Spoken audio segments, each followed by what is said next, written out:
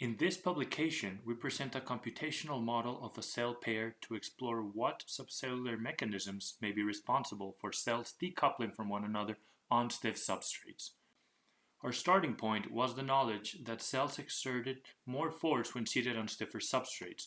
Also, cells will interact with one another, and if on relatively stiff substrates, cell can decouple, which means stop exerting force as a single unit but rather independently. In a previous experimental study, cells were seated in pairs. Staining revealed focal adhesions bind the cells to the substrate and adherence junctions bind the cells to each other. Traction force microscopy revealed that on soft substrates, force is exerted at the outer edges of the cell pair. On stiff substrates, focal adhesions are detected below the cell-cell interface while fewer adherence junctions are observed. Force is exerted by each cell individually. This phenomenon has been dubbed cell decoupling. Our computational model recreates this behavior.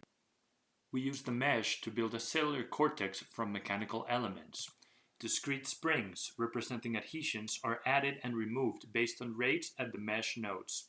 Springs are also used to represent ligand molecules. We vary the stiffness of these springs to vary substrate stiffness. Stress fibers connect focal adhesions to other focal adhesions or to adherence junctions. These fibers contract, exerting force on the substrate and the other cell. We quantify coupling using the metric psi. The higher the value, the more coupling there is. This metric is determined by the contractile moment and intercellular force. Based on our knowledge of adhesions, the rate of disassembly is made a function of the force carried. The more force carried by the adhesion, the less likely it will disassemble. When a stress fiber cannot contract further due to resistance of the substrate or the other cell, the fiber strengthens in steps up to 4 times. So, what happens when the simulated cell pair is placed on soft and stiff substrates? The traction maps show that indeed the cells stop acting as a single contractile unit and instead act independently. The coupling metric drops as substrate stiffness increases.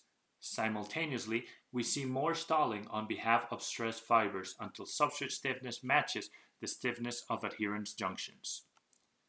The perceived stiffness at the cell-cell interface dictates cell decoupling.